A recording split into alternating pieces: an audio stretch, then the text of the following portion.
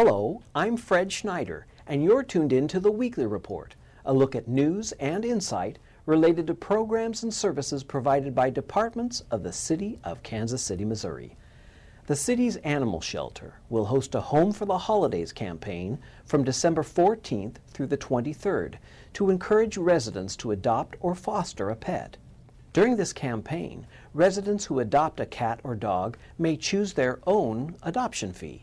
The adoption fee covers spay or neutering, microchipping, deworming, vaccinations, and more. The city's animal shelter is located at 4400 Raytown Road and is operated by the KC Pet Project. For more information, please visit kcpetproject.org. The city's Rich Knoll Pacesetter Award Review Board has awarded Carol Green, the director of the Greg Kleiss Community Center, with a December Pacesetter Award for her dedication to the residents of Kansas City.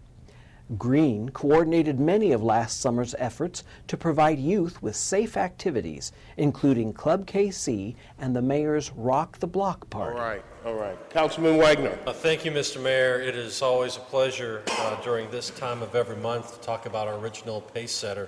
And it would appear we have a crowd favorite this month. Carol Green has been with the Park Department for many years, and I think it goes without saying that she has touched many lives, and many of them are here at the podium today. Being a professional that she is prepared. Nothing surprises her.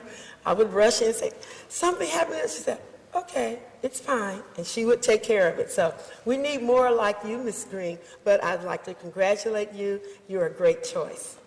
And thank you, Councilwoman Curls and Ms. Green. You certainly would have to have that patience with Councilwoman Curls because she has a tendency to have all those moments. She does. It's hard to say no to her.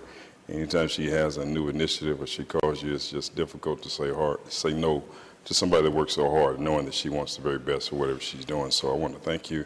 And too often we wait till people are gone before we say congratulations and thank you for a job well done. So I'm grateful that she's getting this award now while she continues to show others exactly what it's like to be a professional. So thanks a lot for your work.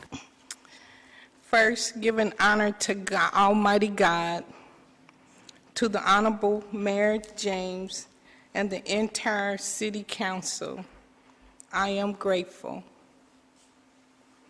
It is good to be here with my friends and family and the awesome, ever-ready staff of Parks and Recreation Community Services.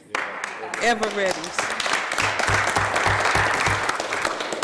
You know, a wise woman once said that people don't have to be nice to you, but when they are, you should always tell them thank you. And I do thank you, and thank you, and thank you, and the best of me is yet to come. I thank you. To learn more or to nominate an employee, visit kcmo.org/Pacesetter. Now let's check in with some of our city departments for information and insight.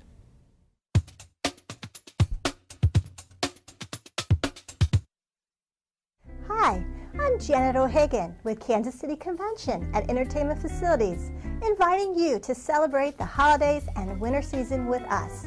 For example, bring your family and friends to a Mannheim Steamroller Christmas at the city's Music Hall on December 27th and 28th. Mannheim Steamroller's unique holiday sound has entertained audiences for 27 years, and last year, their holiday tour was among the top 20 such tours in the nation. For more information or to purchase tickets, visit MannheimSteamroller.com or purchase tickets in person at the Municipal Auditorium box office. It's not too late to make plans for New Year's Eve.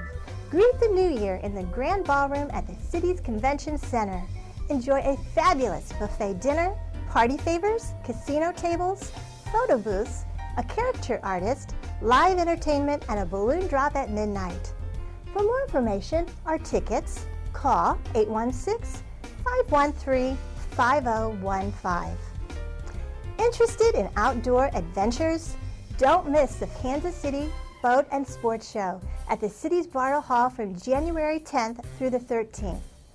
Bartle Hall will be transformed in a one-stop shop for everything you might need for your boating, fishing, hunting, and camping activities and more. Visit KansasCitySportsShow.com for more information. And if you haven't gotten enough of the great outdoors, the Kansas City Mid-America RV Show returns to Bartle Hall from January 17th through the 20th.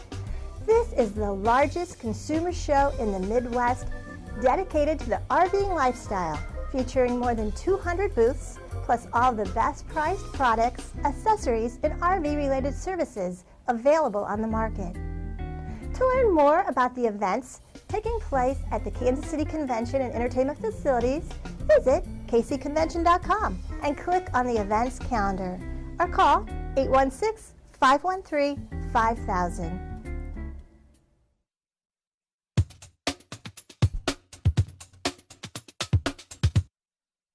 Hi, I'm Floyd Peoples. I'm the Fire Marshal for the Kansas City Fire Department, and I'm here today to talk to you about candle safety in the home. The number one thing to remember with candles is to never leave them unattended. Always make sure that somebody's in the room where there's a candle burning, because it is an open flame. Number two, make sure it's in an appropriate container. That way you don't have an open flame that can actually have something touch it really easily. Thirdly, remember, a candle is unattended if you have fallen asleep. So if you're in a room where you're going to sleep and you have a candle, make sure that candle is out before you go to sleep. And then the fourth thing, if you can use a tea light that's actually a battery-operated light as an alternative to an open flame, a candle, that's even more preferable for safety. From the Kansas City Fire Department, have a safe and happy holiday season. Thank you.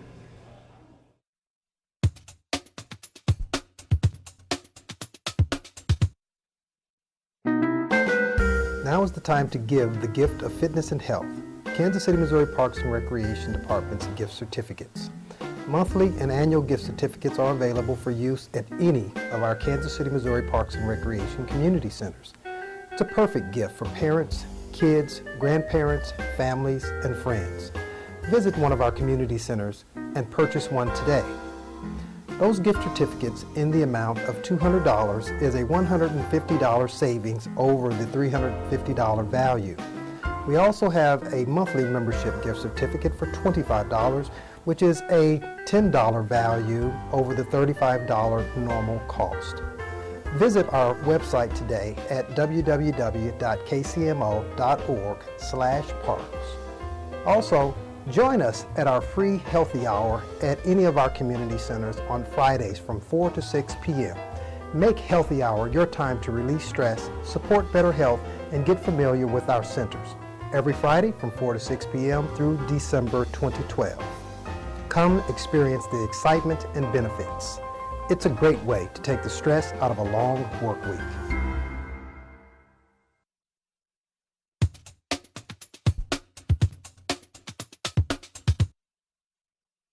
Kansas City recently passed an ordinance that will give police the tools to improve the peace and quiet neighborhoods deserve. Sergeant Brad Duman explains what the new nuisance business ordinance does. The problem has been a loophole, and this does secure it. It gives us a bunch of different avenues that we can target some of these businesses and some of these houses that are creating a nuisance for the community. For example, one of the nuisance businesses might be a place that after regular bars close, they may open up at 1:30, 2 o'clock in the morning, and they may run just like a regular bar would run. They charge entry fees, maybe $10 to get in the door. They charge for alcohol once you get inside. Could be $4 or $5 a cup. They have, sometimes they have gambling on. They have dancers inside. So some of these are very, very elaborate. Someone that actually legitimately owns their business, whether it be a bar, a liquor store, party hall, whatever it might be, they're often called and they're frustrated that somebody else doesn't have to go through the same process to be able to have their place licensed and whatnot to be able to run a legitimate business.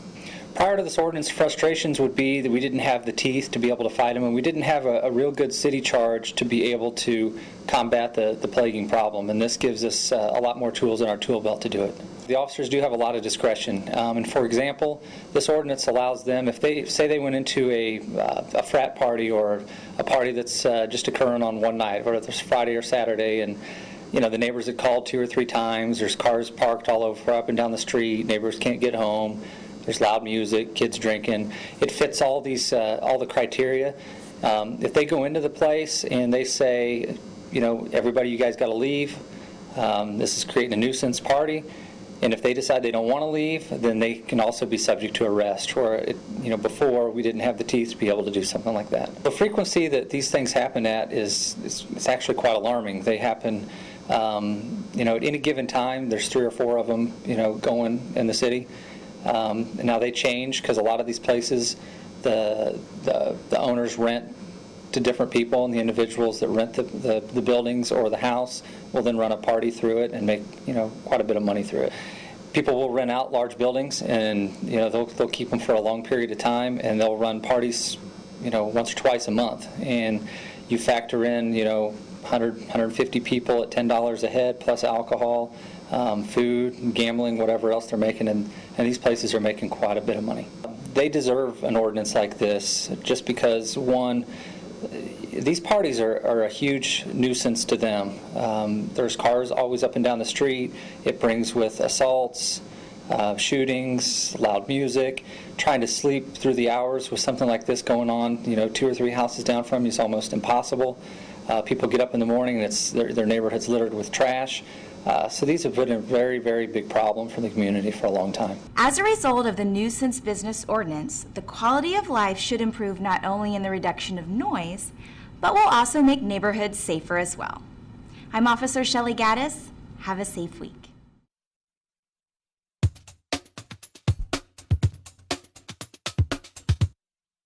With the installation of the WAVE automatic meter reading system, the Water Services Department no longer visits properties to obtain beginning or ending meter readings. The WAVE system actually makes it possible for users to monitor their water use online. So if you're interested in learning more about this service, visit kcmo.org/water. When it comes to keeping water pipes from freezing, there are a number of simple measures that you can use. First, disconnect and drain outdoor hoses. Insulate pipes or faucets that are located in unheated areas of your home.